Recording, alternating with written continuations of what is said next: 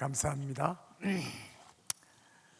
함성을 지르면서 박수를 치는 이런 교회가 세계에서 어디 있는지 모르겠습니다.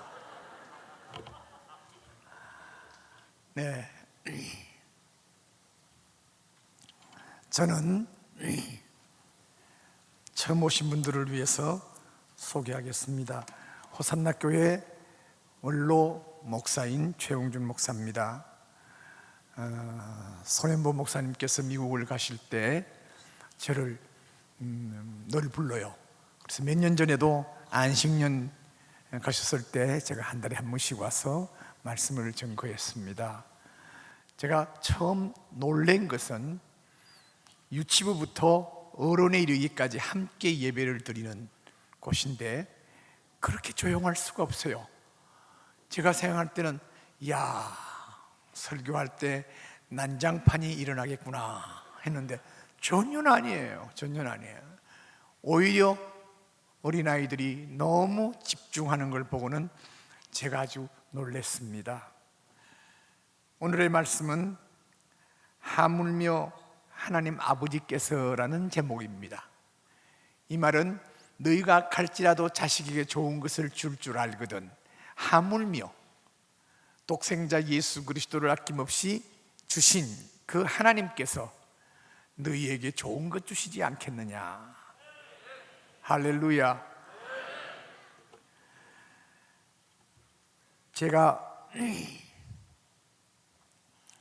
내년이면 80이에요 80이 다 되도록 하나님 앞에 가장 축복이라고 생각하는 것이 예수 믿은 거예요. 여기 새로 오셔서 예수 믿으려고 오신 분들 너무 잘하신 거예요. 예수 믿은 것이 가장 큰 축복이란 말이에요. 왜냐하면은 온 우주 만물의 창조주 되시고 하나님 되신 분이 내가 예수 믿음으로 말미암아 그 하나님을 아버지라고 부를 수 있게 된 것입니다. 육신의 부모들은 항상 자녀들하고 같이 있을 수가 없어요.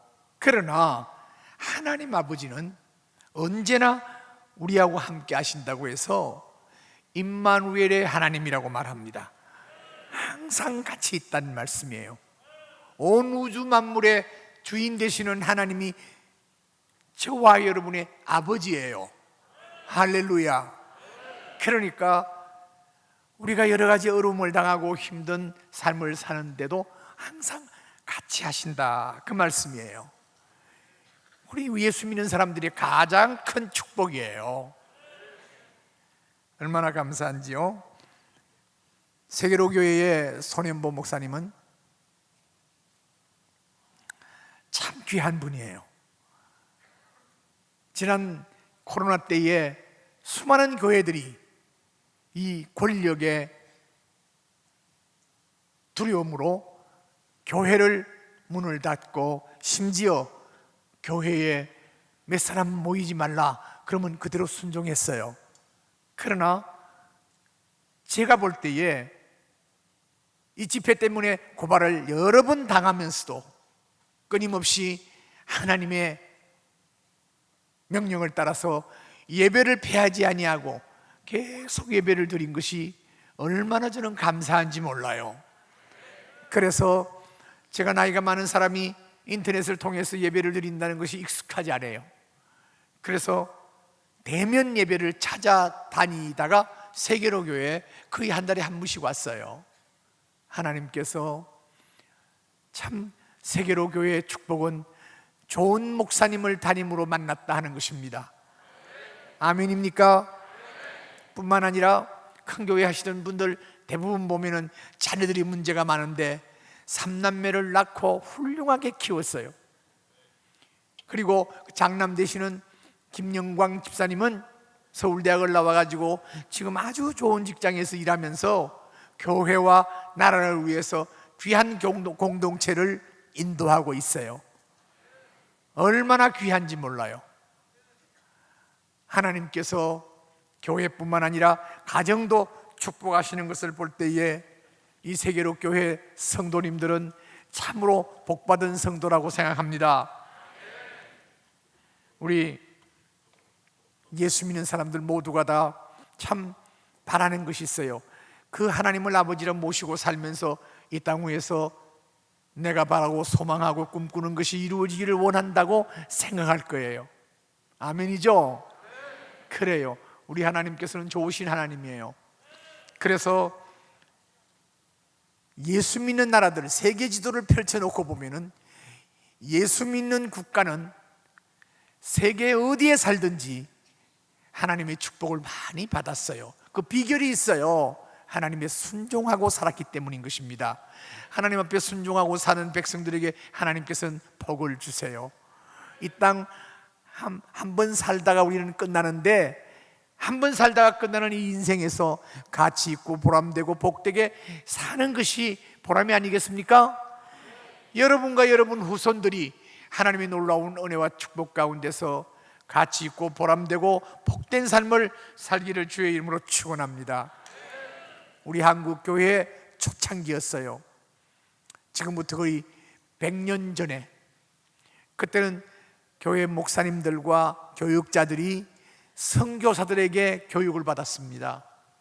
지금도 우리 한국 선교사가 세계에 나가 있습니다마는 그들이 한 해 한두 분씩 그 현지에 있는 목사들을 불러서 그들을 훈련시켜요. 한국 교회가 그럴 때였습니다. 그런데 집회에 처음 나온 미국 선교사가 첫 번째 무슨 말을 했는가 하면은 조선의 목사님들이요 회개하십시오 그랬단 말이에요.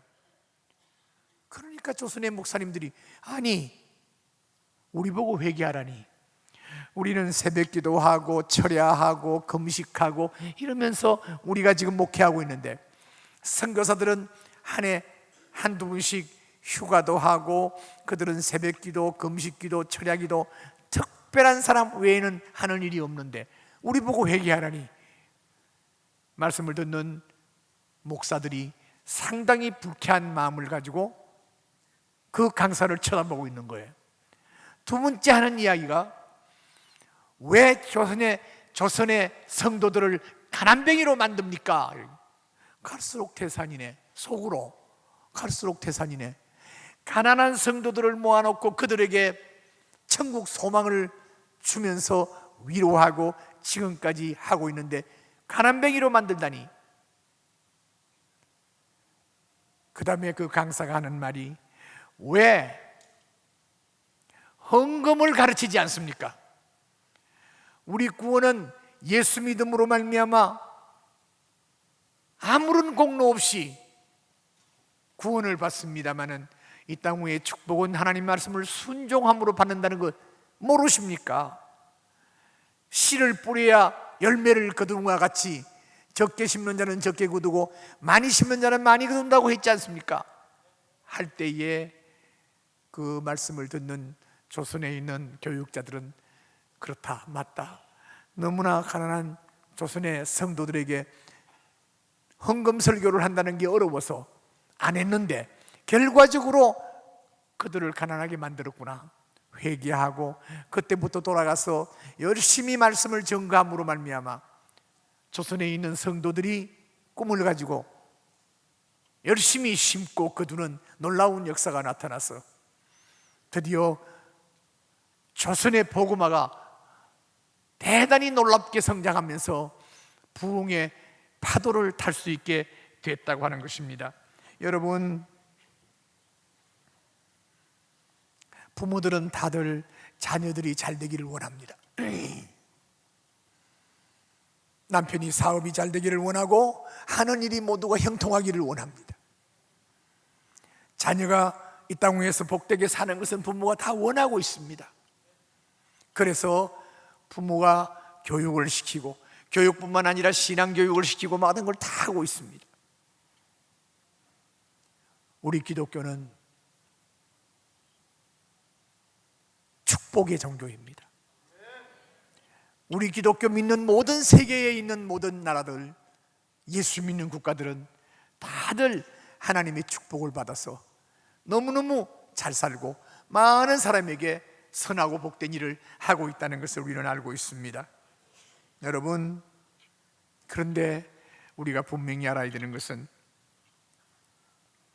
하나님을 주인으로 삼고 하나님을 아버지로 모시고 사느냐, 아니면은 둘 중에 하나예요. 물질의 노예가 되어서 물질을 소위 섬긴다고 할까요?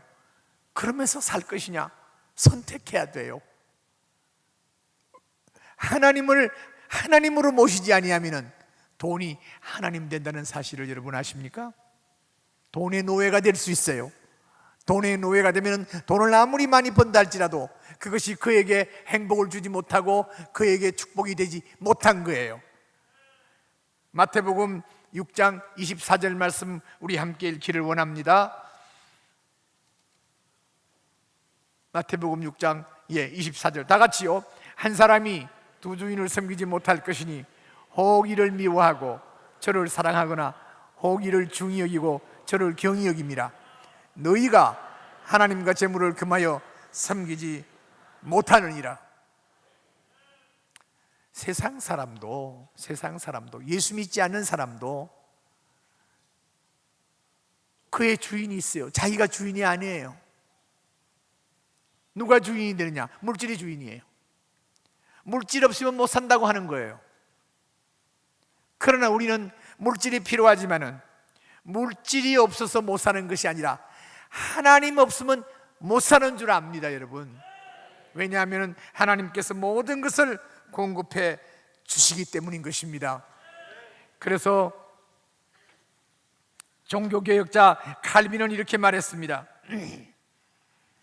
우리가 세상에 살면서 물질 문제를 잘못 다루면 절대로 성공적인 삶을 살 수 없다. 이게 세상도 그렇게 말해요. 마찬가지로 하나님의 백성이 하나님을 제대로 섬기지 아니하면 절대로 복되게 살 수 없다는 거예요. 그래서 교회가 돈에 대한 많은 이야기를 하는 것이 문제가 아니라 올바른 이야기를 하지 않는 것이 문제다 하시면서 예수님께서 사람이 떡으로만 사는 것이 아니요 오직 하나님 입으로 나오는 말씀으로 산다고 그랬습니다. 말씀을 듣는 모든 분들은 물질로 필요합니다마는 물질이 우리를 살게 하는 것이 아니라 하나님이 우리를 살게 하는 줄 믿습니다, 여러분. 그러니까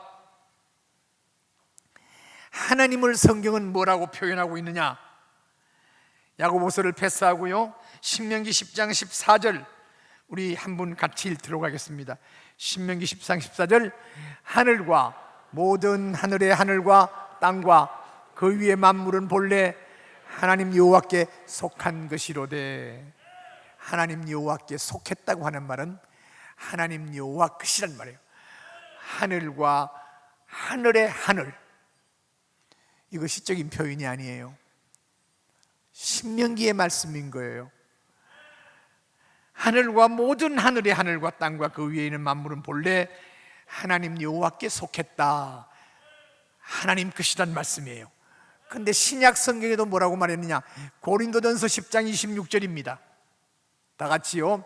이는 땅과 거기 충만한 것이 주의 것임이라. 이 세상의 모든 것은 하나님이 소유하고 있는 것이다, 그 말씀인 거예요. 그렇기 때문에 내 생명, 내 건강, 내 모든 가족, 내 모든 소유하고 있는 재물까지도 뿐만 아니라 내가 직장생활 또한 사업하는 모든 것이 하나님 것을 내가 그 속에서 청지기 노릇하면서 산다, 그 말씀인 거예요. 역사적으로 정말 아름다운 인생 산 사람을 한 사람 소개하기를 원합니다. 그 사람 이름은 존 D. 록펠러예요. 아마 많이 이야기를 들었을 거예요. 록펠러. 이 록펠러라는 사람은 지금 현재 100년 전 사람입니다만 지금 현재 세계에서 가장 돈이 많고 부자라고 하는 빌 게이츠보다도 3배나 더 돈이 많은 사람이에요. 그만큼 대단한 사람인데 그분이 100년을 살았습니다. 거의 100년을 살았습니다. 그러면서 그가 한 일이 뭐냐 하니까 그 사람에 대해서 부정적으로 보는 사람도 있었습니다마는, 그러나 그분이 세상을 떠났을 때에 영국의 철학자 버트란트 러셀이라든지 비스마르크와 더불어 현대를 만든 인물 가운데 가장 위대한 인물 중에 한 사람이 록펠러라고 했습니다. 이 록펠러는 의학연구소 12개, 또 단과대학 12개, 교회를 4,928개 교회를 세웠습니다. 그가 세운 시카고 대학은 70년간 73명의 노벨상 수상자를 냈어요. 교수 중에 노벨상 수상자로 얼마나 많은지 미국 사회에서 록펠러가 차지하는 영향력을 충분히 짐작할 수 있는 거예요. 그런데 하나 특징이, 서구 사회는 교회를 세웠다든지 대학을 세웠다든지 설립자의 이름을 굉장히 중요시해요. 그런데 교회를 5,000개 가까이 세웠고 단과대학이나 연구소를 그렇게 많이 세웠지만은 거기에 자기 이름 한 자 기록된 것이 없어요. 그래서 기자들이 어떻게 해서 당신이 설립자인데 설립자 이름이 한 곳에도 없느냐? 나는 심부름꾼이다. 하나님께서 축복해 주셔서 그저 나는 심부름으로 이렇게 한 것인데 심부름꾼의 이름을 기록해 놓을 이유가 뭐가 있느냐? 오직 하나님만이 영광을 받으시는 줄 믿습니다 라고 말했습니다. 여러분, 100년간 록펠러 가문이 자선사업, 예술, 정치 분야에서 두각을 나타냈어요. 자기의 손자인 넬슨 올드리치 록펠러는 뉴욕주 지사를 했으며 나중에 미국 부통령까지 했습니다. 그 외에 남동생 넬슨 웨스톱 록펠러는 아칸소주 지사를 했고, 존 디 록펠러 4세는 워스트 버지니아 주지사 상원인이 되기도 했습니다. 자기뿐만 아니라 자기 직계 그 많은 후손들이 훌륭한 일을 했습니다. 그런데 이 록펠러에게 당신이 이렇게 많은 물질을 소유할 수 있는 그와 같은 비결이 뭐냐 하니까 한마디로 저는 하나님의 것을 11조를 어릴 때부터 드렸습니다. 어떻게 해서 어릴 때부터 드렸느냐? 한 주간 동안 아르바이트에서 1분을 50센트를 받았는데 그것을 어머니에게 가져갔더니 어머니가 그것을 앞치마에 안으면서 대견하구나, 정말 수고했다. 그런데 이 중에서 11조 10분의 1을 하나님께 드린다면 하나님께서 너에게 한없는 은혜와 축복을 주실 것이다 라고 엄마한테 들은 거예요. 그때부터 1불 50센트 그 돈 11조를 드리기 시작했다는 것입니다. 그가 고백하기를 내가 15센트의 11조를 그때 드리는 습관을 가지지 않았다면 100만 불을 수입을 얻었을 때에 그 11조를 하지 못했을 것이다. 여러분, 하나님께서 록펠러 한 사람을 통해서 미국이 세계적인 나라로 커가는데 기초석이 되었습니다. 기독교의 유명한 어거스틴 같은 분은 이런 말을 했습니다. 하나님께서는 신자들의 유익과 축복을 위하여 헌금정신을 가르치신 것이다. 그러므로 구원받은 그리스도인이 11조를 태만히 하는 것은 확실한 범죄다 라고 말했습니다. 그래서 우리나라도 이렇게 11조를 통해서 많이 축복받은 사람이 있습니다만은 그런 분들을 제가 소개하기보다는 역사에 기록이 남은 사람들, 미국의 철관 설강왕 카니기 같은 사람도 어릴 때부터 용돈을 받든지 심부름금을 받으면 거기서 11조를 드리는 습관을 가졌습니다. 백화점 왕 존 와나메이카도 역시 어릴 때부터 불우한 시절을 보냈습니다마는 그는 하나님 앞에 11조를 드리기 시작했습니다. 그래서 목사님이 어린 시절부터 그것을 받으면서 어떻게 해서 이렇게 11조를 가져왔느냐, 우리 부모가 11조를 하라고 해서 한 것입니다. 그래서 거기에 축복 기도를 했습니다. 그러자 그 축복으로 미국의 백화점 왕이 된 것입니다. 뿐만 아니라 우리 어린이들 코카콜라 좋아하시죠? 코카콜라 창시자가 누군가 하면은 아사 캔들러라는 사람입니다. 이 코카콜라 창시자 아사 캔들러도 역시 어릴 때부터 11조를 부모의 가르침을 받아서 했던 것입니다. 그래서 세계 곳곳에 코카콜라 회사가 존재하고 있는 것입니다. 그런데 분명한 것은 처음부터 그렇게 돈이 많기 때문에 11조 하는 게 아니에요. 돈이 적을 때부터 시작해서 돈이 많아도 11조 하는 습관이 그게 기본이에요. 11조뿐만 아니고 선교헌금, 감사헌금, 절기헌금 얼마나 많습니까? 이 모든 것이 낭비가 아니고 투자예요. 세상 사람들은 재테크라 해가지고 땅에도 투자하고 아파트도 투자하고 많이 합니다마는 우리 예수 믿는 사람도 필요해요. 그러나 우선순위는 하나님 앞에 하는 거예요. 11조 하나님 앞에 드리고, 그 다음에 감사헌금, 그 다음에 절기헌금, 선교헌금, 또 지금 세계로교회 같은 경우에는 저 가덕도에 비전센터를 위해서 여러분들이 참여하고 있는 줄 압니다. 하나님께서 그것을 받으시고 30배, 60배, 100배로 축복해 주시는 줄 믿습니다. 처음에 11조 하는 게 만만치가 않아요. 저는 처음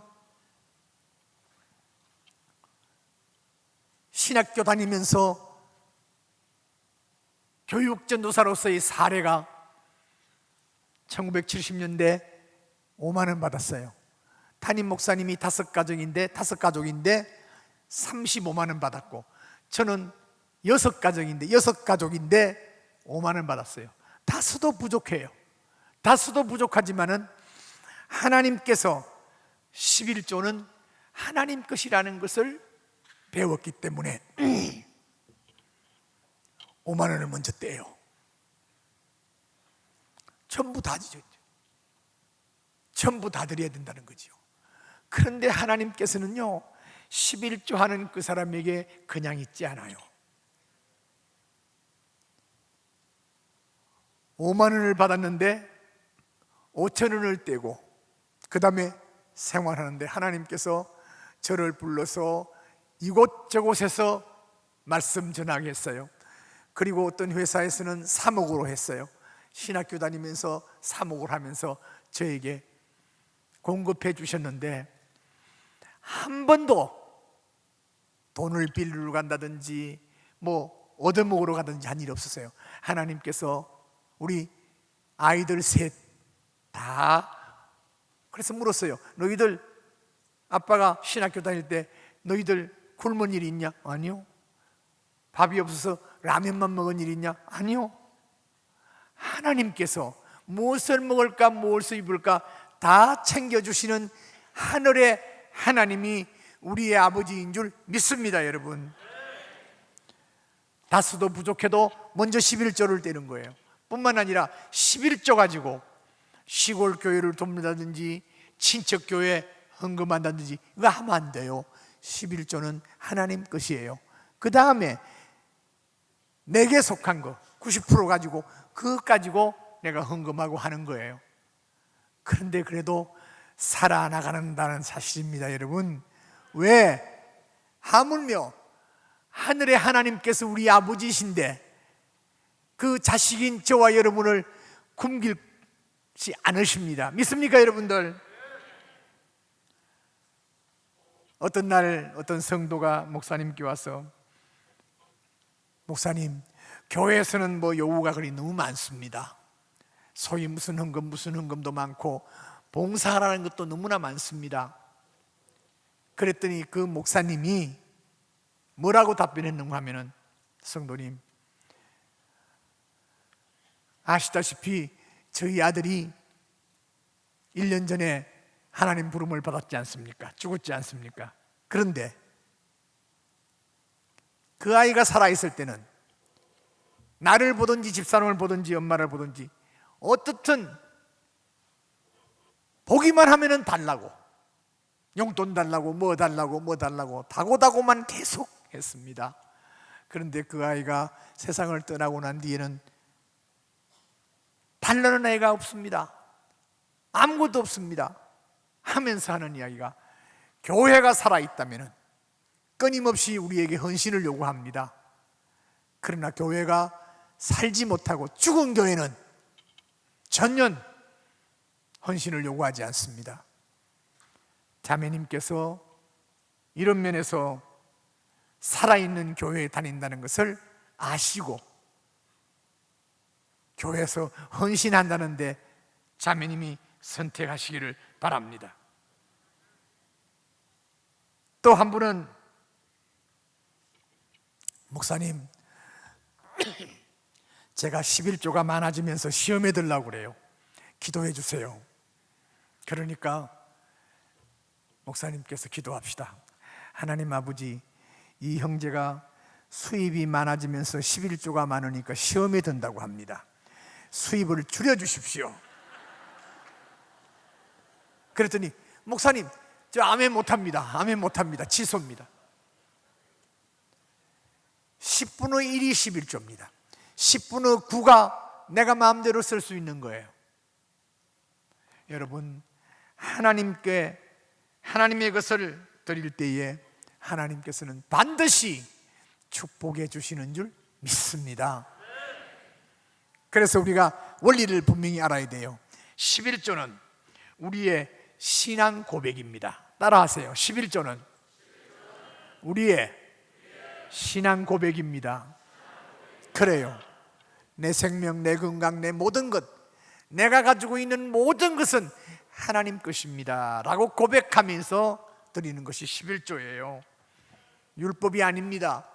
뭐 인터넷에 보면은 11조 어쩌고 저쩌고 하면서 율법이라고 그러는데, 아니요, 율법이 있기 훨씬 이전 아브라함 때에 아브라함이 전쟁에 가서 포로된 사람들, 친척들 다 찾아오고는 거기서 재물 다 받아오고는 뺏어오고는, 그러니까 되찾아오는 것이죠.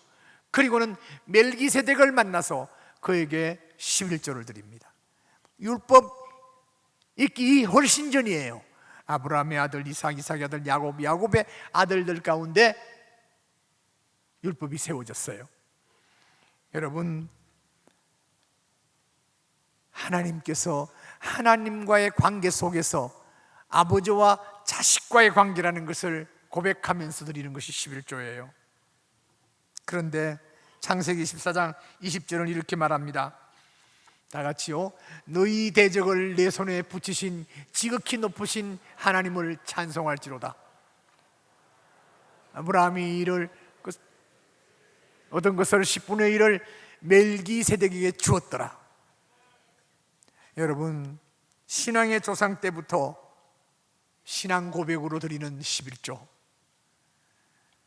마음속에 명심하면서 신앙 고백으로 드리는 11조가 되기를 바랍니다.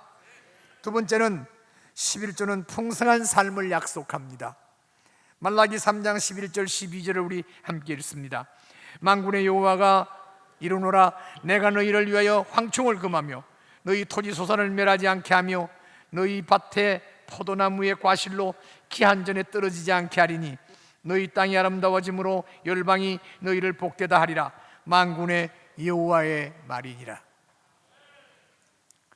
오늘날도 황충이 있느냐? 있어요.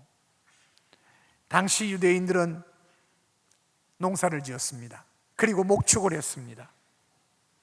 황충은 소위 삼킨다 하는, 먹어치운다는 뜻을 가지고 있습니다. 파괴 세력을 가지고 있습니다. 내가 아무리 재산을 모으려고 한다 해도 열심히 하는 사람 물론 할 수 있겠죠. 그러나 그것이 온전히 자기 것이 된다는 보장이 없어요. 하나님께서 우리에게 재물 얻을 능을 주셔야 되고, 하나님께서 모든 필요를 채워주시는 역사가 있어야 되는 것입니다. 세계로 교회 모든 부모님들이요, 자녀들에게 어릴 때부터 용돈을 주면서 11조를 가르치시기를 바랍니다. 요한복음 10장 10절은 이렇게 말합니다. 도적이 오는 것은 도둑질하고 죽이고 멸망시키는 것뿐이요, 다 같이요, 내가 온 것은 양으로 생명을 얻게 하고 더 풍성히 얻게 하려 함이라.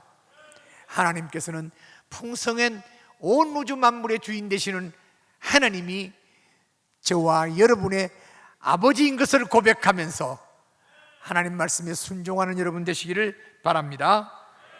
세 번째는 11조는 하나님의 은혜를 회복하는 방법입니다. 말라기 3장 8절로 9절입니다. 다 같이요. 사람이 어찌 하나님의 것을 도둑질하겠느냐? 그러나 너희는 나의 것을 도둑질하고도 말하기를 우리가 어떻게 주의 것을 도둑질하였나이까 하도다. 이는 곧 11조와 헌물이라. 하나님 앞에 드려야 될 헌물 11조, 이것을 내 마음대로 사용할 때에 그것은 하나님께서 도둑질하는 사람이라고 말하는 것입니다. 내 것을 도둑질한다고 말하는 것입니다.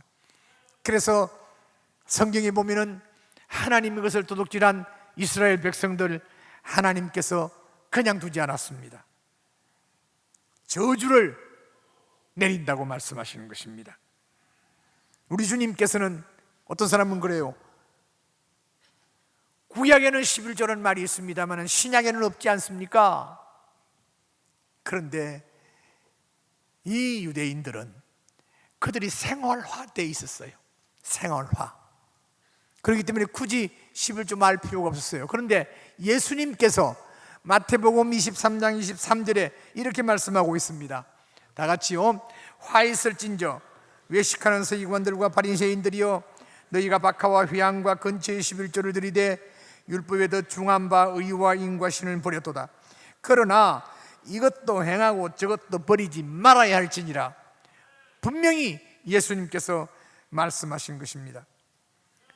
그래서 우리에게 주어진 모든 물질이 하나님께서 우리에게 맡겨서 그것을 하나님의 뜻을 통해서 하나님의 말씀에 순종해서 그 물질을 사용하라고 하는 것입니다. 이것은 나이가 적고 많고가 문제가 아니에요. 내가 예수를 믿고 하나님을 아버지라고 고백한다고 한다면 순종해야 돼요. 말라기 3장 10절 너무나 잘 아는 말씀입니다. 다 같이요. 만군의 여호와가 이르노라, 너희의 온전한 11조를 창고에 들여 나의 집에 양식이 있게 하고 그것으로 나를 시험하여 내가 하늘 문을 열고 너희에게 복을 쌓을 곳이 없도록 붙지 아니하나 보라. 하늘 문을 여신다는 것입니다. 그래서 복을 주신다고 약속하셨습니다. 이 말씀을 믿으시고 지금까지도 열심히 하신 분은 하나님께서 분명히 그 약속대로 축복하실 것입니다. 그러나 이것저것 생각하면서 아직까지 11조가 또한 하나님 앞에 헌금하는 것이 체질화되어 있지 않다고 한다면 순종하는 세계로 교회 모든 성도 되시기를 주의 이름으로 축원합니다. 하나님 앞에 드리는 모든 물질은 미니멈 30배, 60배, 100배의 축복을 하신다고 약속하셨습니다. 이와 같은 축복을 받는 모든 성도들, 여러분의 후손들이 되기를 바랍니다. 마지막으로 오늘 본문 마태복음 7장 9절로 11절 우리 함께 읽고 말씀을 끝내겠습니다. 너희 중에 누가 아들이 떡을 달라 하는데 돌을 주며 생선을 달라 하는데 뱀을 줄 사람이 어디 있겠느냐? 너희가 악할지라도 자녀에게 좋은 것을 줄 알거든 하물며 하늘에 계신 너희 아버지께서 구하는 자에게 좋은 것 주시지 않겠느냐? 믿습니까 여러분들?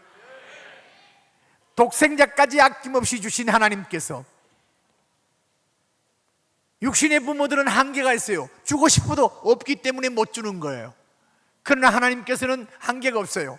온 우주 만물 창조하셨고 그것을 소유하셨고 그것을 가지신 분이 하늘의 우리 아버지인 것입니다. 그래서 우리가 기도할 때 하나님 아버지라고 기도한다는 것은 하나님과 언제나 함께하는 것입니다. 언제나 그 하나님을 아버지로 모시고 사는 성도라고 한다면 아버지의 말씀에 순종해서 11조뿐만 아니라 하나님께서 원하신다고 한다면 내 일생을 통해서 하나님 앞에 순종하고 살면서 또한 하나님의 축복을 받아서 하나님께 영광 돌리는 우리 모든 성도들, 우리 형제 자매들 되시기를 주의 이름으로 축원합니다.